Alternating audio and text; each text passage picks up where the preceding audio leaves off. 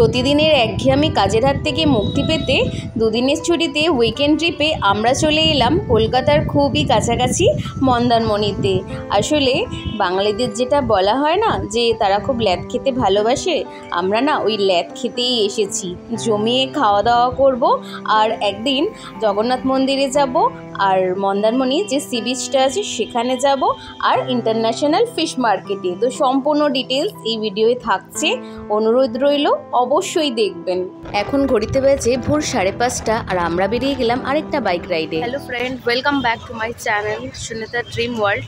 আর আমরা এখন কোলাঘাট থেকে বেশ অনেকটাই দূরে চলে এসেছি। আসলে আজকে আমরা যাচ্ছি মন্দারমণি। কলকাতা থেকে তো 170 কিলোমিটার রাস্তা, তো অনেকটাই প্রায় চলে এসেছি। ওই 11টার মধ্যে আশা করছি আমরা পৌঁছে যাব। আর এখন এই দোকানটাতে আমরা দাঁড়ালাম, একটু ব্রেকফাস্ট করে নিই, তারপর বাকি রাস্তাটা কভার করব। আর বাকিটা পৌঁছে আপনাদের সাথে শেয়ার করব। আমরা কোন রিসর্টে আছি, কত রেন্ট, ওখানে মোটামুটি 2 দিন থাকার প্ল্যান আছে। চলুন আপনারা সঙ্গে থাকুন, বাকিটা যে কথা হচ্ছে।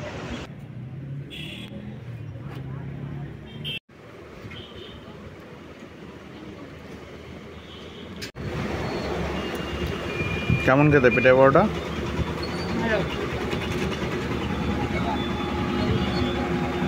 পিঠাই পরোটা, তরকারি, আর এরপরে আছে ছানার, এটা কি পায়েস? কি গো এটা? হ্যাঁ, ছানার পায়েস। ছানার পায়েস, পুরো সেই রসমালাইগুলো যেমন হয় একদম ছোটো ছোটো, পুরো গরম, একদম টাটকা, একদম নরম তুলতুলে, খুব ভালো। ব্রেকফাস্ট করা তো কমপ্লিট, চলুন এবার যাওয়া যাক। অনেকটা রাস্তা আসার পর পুরো টায়ার্ড হয়ে গেছি, আর ফাইনালি আমরা ওই 11:10-15 মধ্যে পৌঁছে গেছি আমাদের রিসর্টে। আপাতত এখন রুমে এন্টার করলাম, ফ্রেশ হয়ে নিই, তারপরে আপনাদের রুম ট্যুর, হোটেলের ডিটেলস সব কিছু দেবো, কারণ প্রচণ্ড এখন খিদে পেয়ে গেছে, তাই লাঞ্চের অর্ডারও দিয়ে দিয়েছিলাম। আর এত রোদে এসছি তো আজকে পুরো একদম সিম্পল খাবো, তাই ডাল, আলু ভাজা, স্যালাড, আর এখানে আলু পোস্ত।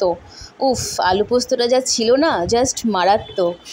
আর আজকে বিকেলবেলা আমরা ঠিক করলাম যে আজকে মন্দারমণি বিচে না গিয়ে বরং জগন্নাথ টেম্পল দর্শন করে আসি।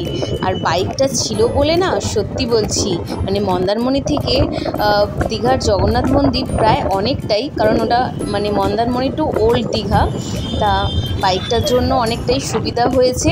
আর বিকেলবেলার মানে আবহাওয়াটা এত সুন্দর, পুরো মনে হচ্ছে যেন এই বৃষ্টি আসবে। আমরা 4:30 নাগাদ বেরিয়েছিলাম রিসর্ট থেকে, আর এখন দেখুন হালকা একটু সন্ধ্যাও হয়ে এসেছে। প্রায় 1 ঘন্টা মতন সময় লাগলো মন্দারমণি থেকে ওল্ড দীঘার জগন্নাথ মন্দির আসতে। মোটামুটি 25 কিলোমিটারের একটু বেশিই হবে রাস্তাটা। আর মন্দিরের ভেতরটা দেখুন, অপূর্ব, তাই না? মন্দিরে ঢুকতেই প্রথমে যেটা আমার চোখে পড়লো, দুধারে বড় বড় দীপস্তম্ভ। আর এখানে জগন্নাথ মন্দির দেখে আমি তো পুরো জাস্ট মুগ্ধ হয়ে গেলাম। এখনও ভেতরে প্রবেশ করিনি, তবে পুরীর মন্দিরের উচ্চতা ও নগরশৈলীতেই তৈরি হয়েছে দীঘার এই জগন্নাথ মন্দির। মন্দিরে প্রবেশ করার আগে যেটা আমার চোখে পড়ল, জগন্নাথ, বলরাম, সুভদ্রা 3টি রথ মন্দিরের বাইরেই দাঁড়িয়ে আছে। আর সিংহদ্বার দিয়ে প্রবেশ করার পর প্রথমেই দর্শন পেলাম একলা জগন্নাথ, ঠিক পুরীর মন্দিরে যেরকম আছে। পুরীর মন্দিরের মতনই এখানে ভোগমণ্ডপ, নাট মন্দির, তারপরে মূল মন্দির আছে। আর এই জগন্নাথ মন্দিরের একটা সম্পূর্ণ ডিটেলস ভিডিও আমার চ্যানেলে আছে, আপনারা চাইলে ওটা দেখে নিতে পারবেন। ওটাতে সব কিছু খুব ডিটেলিংয়ে আমি বলেছি।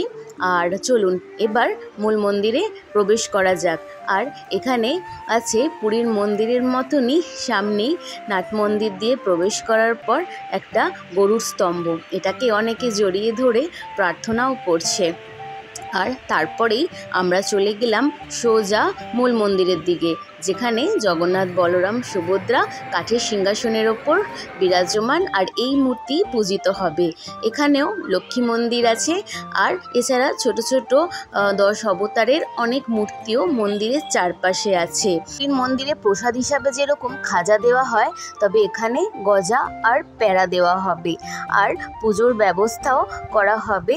পুজোর ডালা আপনারা মন্দিরের বাইরে থেকে সংগ্রহ করতে পারবেন। আর এখানেও পুরীর মন্দিরের মতনই প্রতিদিন ধ্বজা উত্তোলন হবে।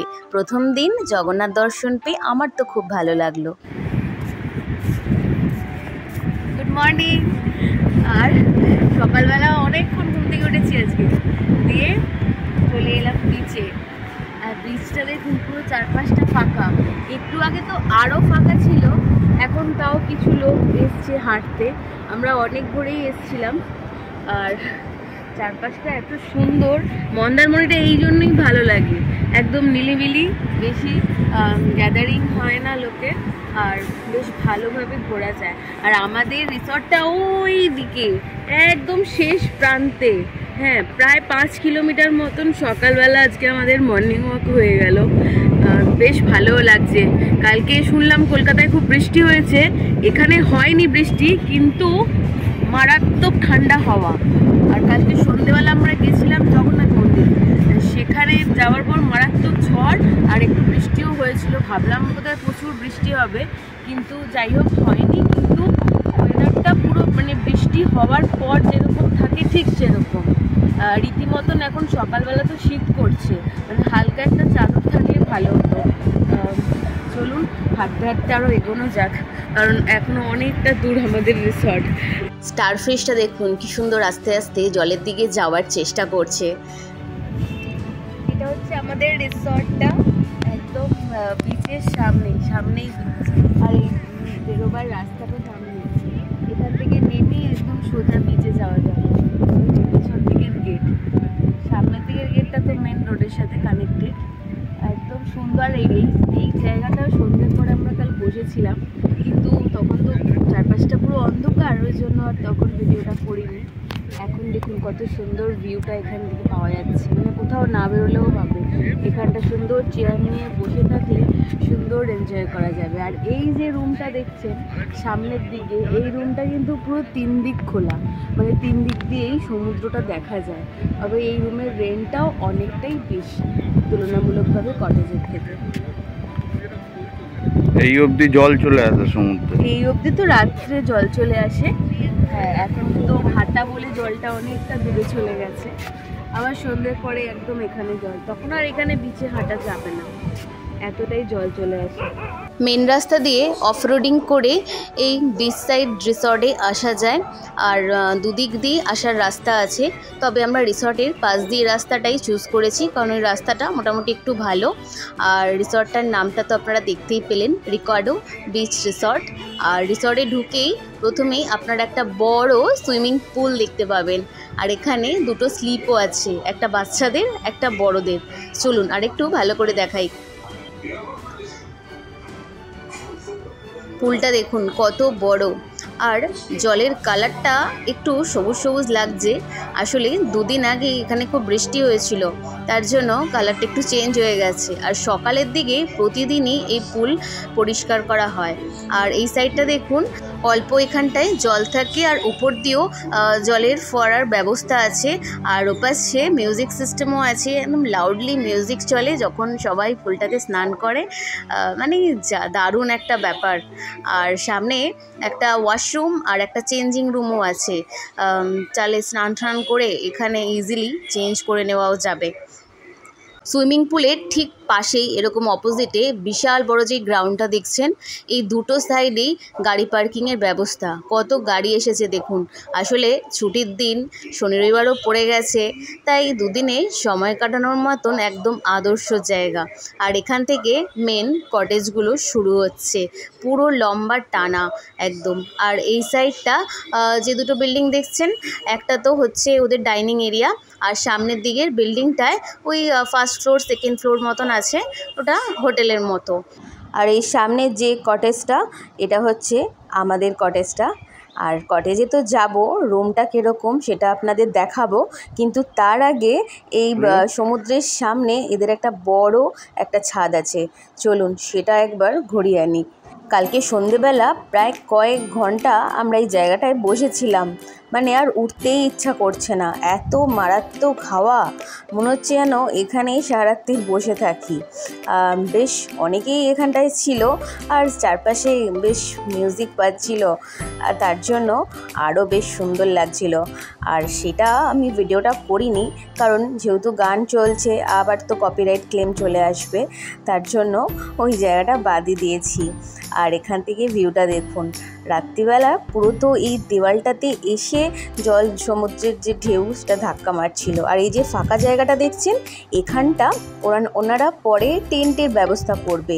আর ওই দূরে যে জায়গাটা দেখাচ্ছি একটু জুম করে, ওইখানটাই হচ্ছে মেন মন্দারমণির যে মার্কেটটা, যেখানে মনসা মন্দির আছে ওই জায়গাটা। আর এই রুম দুটোই বিচ থেকে তখন দেখালাম, একদম ফ্রন্ট ভিউ পাওয়া যাবে। তবে কটেজের থেকে এর রুম রেন্ট কিন্তু অনেকটাই বেশি, প্রায় 5,000 টাকা। এবার চলুন আমাদের কটেজটা আপনাদের দেখিয়ে দিই। প্রত্যেক রুমেই এখানে এসি আছে। আর একটা কটেজ দেখুন মাঝখান দিয়ে ভাগ করা আছে, মানে পার্টিশন দেওয়া মাঝখানে, একটার মধ্যে দুটো পাশাপাশি এরকম কটেজ। আর এই হচ্ছে আমাদের রুমটা, মানে যথেষ্ট সুন্দর, পরিষ্কার পরিচ্ছন্ন আর ফুল ইন্টেরিয়ার করা। আর এসি তো বললামই, সব রুমেই আছে। আর রুমে এখানে একটা বড় টিভিও পেয়ে যাবেন। এদিকে সাইডে একটা ড্রেসিং টেবিল, একটা ছোট্ট মতন ওয়ার্ড্রপও এই সাইডটায় রাখা আছে। যথেষ্ট স্পেশিয়াস আর ভালো, পরিষ্কার দেখুন কতটা। আর প্রত্যেকটাতে একটা করে ন্যাপথলিনে দিয়ে দিয়েছে যাতে কোনো রকম স্মেল না থাকে ওয়ার্ড্রপে। আর বাথরুমটাও যথেষ্ট নিট অ্যান্ড ক্লিন। আমার তো বেশ ভালোই লেগেছে রুমটা। এই রুমের রেন্ট হচ্ছে পার ডে 2,000 টাকা করে। এছাড়া আমাদের ব্রেকফাস্টটা ছিল কমপ্লিমেন্টারি। আর এটা হচ্ছে রিকার্ডোর মেনু কার্ড, আপনারা চাইলে প্রত্যেকটা খাবারের দাম পজ করে দেখে নিতে পারেন। ব্রেকফাস্ট ছাড়া লাঞ্চ, ইভিনিং স্ন্যাক্স আর ডিনার সব কিছুই আমরা এখান থেকে অর্ডার করে নিয়েছিলাম। প্রত্যেকটা খাবারই কিন্তু খুব ভালো ছিল। চলুন এবার ডাইনিং এরিয়াটায় যাই। আজকে দেখি ব্রেকফাস্টে কী আছে। প্রথমেই তো চা কফি দুটোই দেখলাম রাখা আছে, তো আমি চাটাই নিয়ে নিলাম। আর এখানে আমি লুচি আর আলু মটরের একটা তরকারি আর ডিম সেদ্ধ নিয়েছিলাম। এছাড়া বাটার টোস্টও ছিল। মানে প্রত্যেকটা খাবারই খুব গরম গরম সার্ভ করছিল, আমার তো খুব ভালো লেগেছে। রেডি হলাম সুইমিং পুলে নামবো বলে, কিন্তু রুম থেকে বেরিয়ে দেখি মানে এখন জোয়ার এসে গেছে আর ঢেউটা থেকে পুরো রিসর্টের দেয়ালে এসে ধাক্কা মারছে। সকালের দিকে যখন ভিডিও করছিলাম তখন পুরো কাটা ছিল, একদম দূরে সমুদ্র, আর এখন এই অবস্থা। আর সন্ধ্যের দিকে তো আরও পুরো ওই অত অবধি পুরো জল চলে যায়। আজকে লাঞ্চে নিয়েছিলাম ডাল, আলু ভাজা, চিংড়ি মাছের মালাইকারি।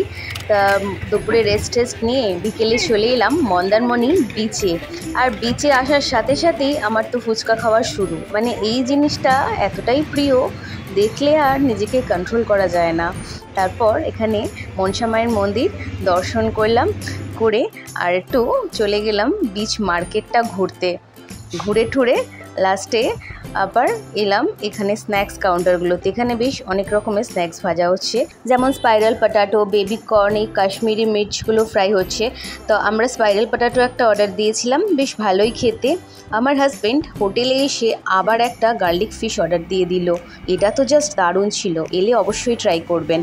লাস্ট ডে সকালবেলা খুব তাড়াতাড়ি ঘুম থেকে উঠেছিলাম, কারণ আজকে তো আমরা বাড়ি ফিরবো। আর তার সাথে সাথে খুব ইচ্ছে ছিল এবার মোহনায় যাব, আর দীঘার যেটা ইন্টারন্যাশনাল ফিশ মার্কেট, সেখান থেকে কিছু মাছ নিয়ে যাব বাড়িতে। কারণ এই দুদিন যে মাছগুলো এখানে খেলাম আমার তো বেশ ভালো লেগেছে, মানে আলাদাই টেস্ট। আর এই দীঘার যে মোহনা সেটা যাওয়ার এই রাস্তাটা শুধু দেখুন কি দারুণ, তাই না? আর এখানে সব বড় বড় ট্রলারগুলো দাঁড়িয়ে আছে। আমরা প্রায় কাছাকাছি চলেই এসেছি। আসলে বেশ অনেকটাই রাস্তা কিন্তু মন্দারমণি থেকে এই দীঘার মোহনা, প্রায় মন্দিরের কাছাকাছি বলতে পারেন। আর এই যে ফিশ মার্কেটে এসেই তো আমার প্রিয় মাছটা চোখে পড়ে গেল, চিংড়ি। আর কত রকমের এখানে মাছ আছে, অর্ধেক তো আমি নামও জানি না। আর ইলিশও বেশ ভালোই ছিল, মোটামুটি 500 টাকা থেকে শুরু। চলুন মার্কেটটা আরেকটু ঘুরে দেখি কি কীরকম দাম।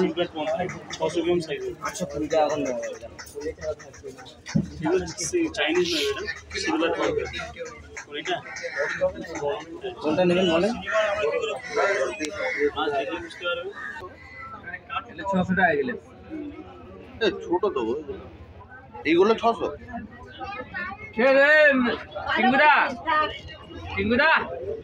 হ্যাঁ বলো। কাঁকড়া কত? কাঁকড়া ওটা 500 টাকা, ওটা 400 টাকা, এটা 450 দেবে, ওটা 350 দেবে।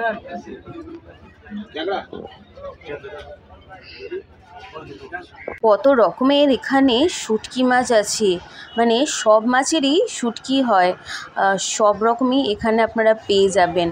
তবে আমি তো লোটে শুটকিটা খুবই ভালোবাসি খেতে, ওটা অবশ্যই এখান থেকে নেব।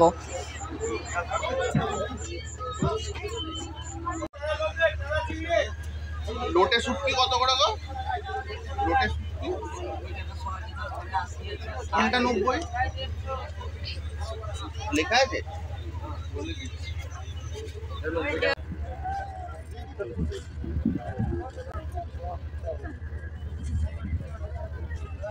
আমরা একদম মোহনার কাছে চলে এসেছি, এই যে সামনেই দীঘার মোহনা। এখন তো জলটা অনেকটাই কম, নাহলে তো এই দুটো সাইডে, এই যে এই সাইডটা আর এই উল্টো দিকে আমার এই দিকটায় পুরো জল একদম পুরো দু সাইডে চলে আসে। চারপাশটা এত ভালো লাগছে, এখানে প্রথমবার এবারে এলাম, আমার তো বেশ দারুণ লাগলো। চলুন এবার বরং মাছের মার্কেটে যাই, মাছটা নিয়ে নিই। মোটামুটি দাম যা দেখলাম ওই 750 800 এরকম। ইলিশ মাছও প্রচুর আছে, মোটামুটি 500 টাকা থেকে শুরু। আর শুটকি মাছেরও প্রচুর অপশান আছে। চলুন দেখি কোনটা কি নিই। আমরা যা যা মাছ নিয়েছি সব এবারেই থার্মোকলের বক্সে প্যাক হচ্ছে। ওই ক্যাকড়া, পমপ্লেট আর শুটকি মাছ নিয়েছি, চিংড়িটা নিলাম না, কারণ প্রায় কলকাতার যা প্রাইস সেরকমই দাম, তার জন্য কেন এখান থেকে বয়ে নিয়ে যাব। হোটেলে এসে ফ্রেশ হয়ে ব্রেকফাস্ট করতে চলে এলাম। আজকে ব্রেকফাস্টে ছিল ডিম সেদ্ধ, বাটার টোস্ট আর পোহা, আর তারপর নিয়ে নিয়েছিলাম লুচি আর আলু আর মটর দিয়ে একটা তরকারি। আর চা কফি তো ছিলই, সেটা আর এত বেলায় খেলাম না, কারণ ওখান থেকে ফিরতে ফিরতে প্রায় 10:30টার কাছাকাছি আমাদের হয়ে গেছিলো। আর বিল পেমেন্টও সব কিছু হয়ে গেছে। বাড়ি ফেরার আগে লাস্টবার একবার সমুদ্রটা দর্শন করে নিই। আজকে দেখুন সকাল সকালই জোয়ারটা চলে এসেছে, পুরো একদম রিসর্টের কাছাকাছি।